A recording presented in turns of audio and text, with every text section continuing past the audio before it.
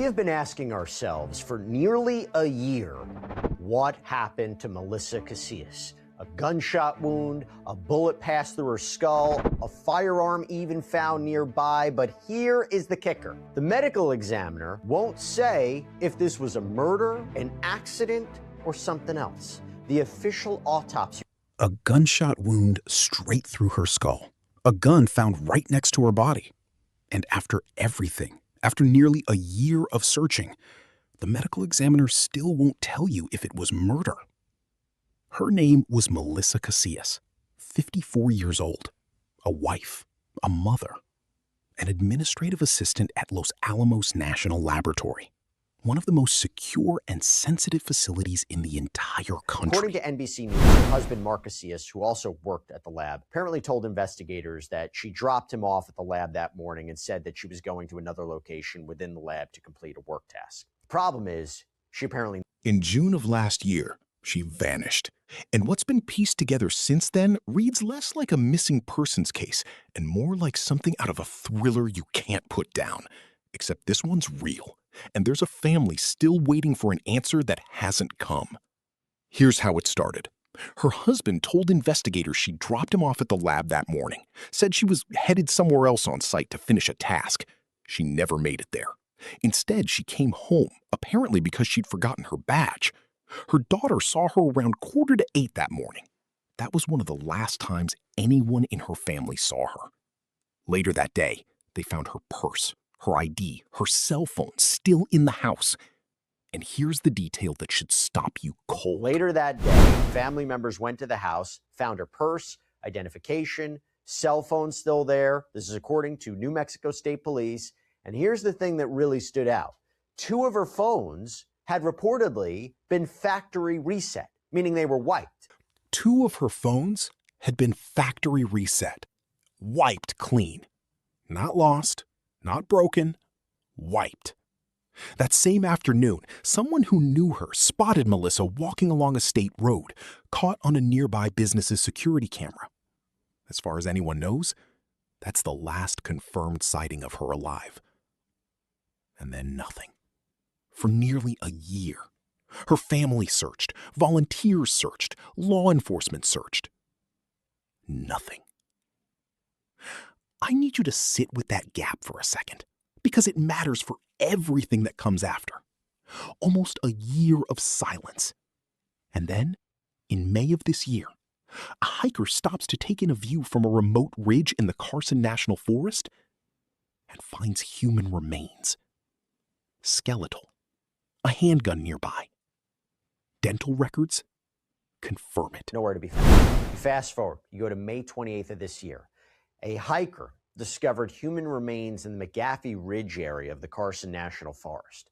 And according to New Mexico State Police, a handgun was found alongside those remains, which were skeletonized. The Office of the Medical Investigator positively identified the remains as that of Melissa Casillas via dental. It's Melissa. Now, here's where it gets complicated. The autopsy report is finally public, and instead of closing the case, it opened up a dozen new questions. There's projectile trauma to the skull, a clear entry and exit path for a bullet. There's a gun close to the body. The autopsy report has been released. A gunshot wound to the head, a bullet that traveled right through her skull, and a firearm found near her body. But this is where it gets complicated. The medical examiner has ruled her manner of death undetermined. So, not homicide. And still, the medical examiner ruled her manner of death undetermined. Not homicide, not suicide, not accident. Let's wrap it up. Somebody might say, how's it possible, right? How's it possible they can't determine this? Well, I want to read again from the report directly. It says, given the state of the body's advanced decomposition and paucity of information available at the time of the writing of this report regarding the circumstances of her death, the manner of death. Undetermined, because the body had been out there so long, so exposed to weather and wildlife, that there simply wasn't enough left to say for certain what happened in her final moments. I want to be honest with you about something. Somebody, was, and the fact that you have appears to be a bullet entry hole in her lower rear head and the exit in the top of her head, Again, the conclusion was that it appears to be a bullet that killed her, but the manner, whether it's homicide, suicide, that was inconclusive. A former FBI agent who broke this report down for us pointed out that the bullet's path, entering low and to the right, exiting through the top of the skull, isn't the typical trajectory investigators see in a self-inflicted wound. That's his read, based on experience, not a confirmed finding, and he was careful to say it himself. Nothing about this case is impossible. Everything's still on the table. But it's exactly that kind of expert doubt, sitting right next to an official ruling of undetermined, that's kept this family from getting any real closure. And then there's the part of this story that honestly made me angry to read. That law enforcement apparently missed. So I want to read you this from the autopsy report. Quote, on June 24th, 2026, I received an infant body bag from FDMI Martinez at the OMI front desk. FDMI Martinez and NMSP agent Mata had gone to the office of an attorney in Albuquerque who had received additional remains from a private detective in Taos who had searched the scene after the recovery team had left. So the family's search team apparently found this additional potential evidence that... After the medical examiner released the scene, meaning law enforcement was done with it and the family could go visit where her remains were found, the family hired their own investigator to go back out to that same remote location. What they found there is the part nobody's really talking about. Trying to make sense. Quote, the remains received on June 24th, 2026 included the shafts of the left radius and ulna, shafts of 2 metacarpals, and a few small bone fragments. The remains recovered on July 2nd, 2026 included cervical vertebrae 2 to 5 and much of the left foot. Wow. And we also know that the family's attorney, that there was shredded paper, hair, clothing with possible blood, all of that recovered seemingly by the family's private search team. Bone fragments, cervical vertebrae, part of her left foot, shredded paper that her own sister recognized as Melissa's handwriting, clothing, possibly with blood on it.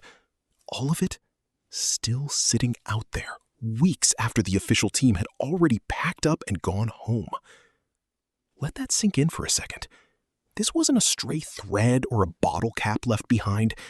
This was human remains and physical evidence at what may be a crime scene, missed by the team whose entire job was to find exactly that. And I don't think it's unfair to ask the question this raises. If they missed something this significant, what else got left behind on that ridge? Here's the part that sits with me personally. I think about her daughter, about a mother who, by every account from people who knew her, would not have chosen to leave her child Los Angeles behind. Magazine reached out to authorities to confirm that. And I also want to make one other thing clear. So Melissa Casillas' paternal side of the family, they issued a statement. They don't believe that she died by her own hand. They basically said, we want to make something very clear. The Mondragon family and Melissa's closest friends do not believe Melissa took her own life. Those who knew and loved Melissa know how deeply she loved her daughter. From the very beginning, her family has maintained that Melissa would not willingly leave her daughter behind. That's not speculation. That's what her own family has said publicly, in their own words, because they don't believe she took her own life, and they've said so directly. I don't know what happened to Melissa Casillas. Nobody outside that investigation does, not for certain. But I know what it feels like when a family is left holding on to pieces, literally pieces, because the system that was supposed to protect the evidence didn't do its job the first time. There's still more we don't have answers So for. supposedly, their cell phones were completely wiped clean of all data, all information, which their family says that's not normal. And we all live and die by our phones these days. Why would her cell phone be, erased? Why would she do that? So there's a lot of questions. This isn't just like she went out for a hike and either killed herself or worse. Why were her phones wiped? Who reset them? And when? The handgun found near her body was reportedly registered to her husband, and that detail alone deserves a real, thorough answer, not a shrug. Testing. There's also a question, of the effect of decomposition. The handgun was reportedly registered to Melissa Casillas' husband, Mark Casillas. This is according to the Crime Junkie podcast, Los Angeles Magazine. Toxicology only turned up a preliminary, unconfirmed trace of marijuana, nothing that explains anything about her death. Every piece of this case seems to open a door to another locked room. The lack of information, you're going to find a lot more questions. But here's the thing: is with it not being considered a suicide by the medical examiner, law enforcement in New Mexico has to move forward that it is possibly a homicide. So hopefully they are putting weight behind it and saying, okay, this could be a homicide investigation, and they're not just discounting and saying, okay, it's suicide, let's wrap it up. So where does that leave us? It leaves us with a case marked undetermined, a family that refuses to accept the story ends there, and a police department that has to now explain how a possible crime scene got released before it was fully searched. Because here's the truth. Once you release a scene and evidence is later found there by someone other than your own team, that's not a footnote. That's a failure that follows this entire case going forward. Every piece of evidence collected after that point now comes with a question mark attached to it. And then my team was required to. So from here on out, the problem is this. And just like with anything else that we all do, if you run into a problem from here on out, how can you trust that everything's being done correctly? Okay, if you failed at something simple like picking up pieces of evidence, how are you? A question about whether anyone can fully trust how this investigation was handled from the very beginning. Melissa Casillas walked away from a routine day at work and never came home. Her family has spent a year fighting just to get the basic facts of how she died. And even now, with the autopsy finally public, they still don't have that. What they have instead is a list of things that don't add up and a search team that left evidence behind on a mountain that her own family had to go find themselves. So I want to ask you something. If this happened to someone in your family, and the people responsible for investigating it walked away from the scene too early, how long would you wait before you stopped trusting their answers and went looking for your own?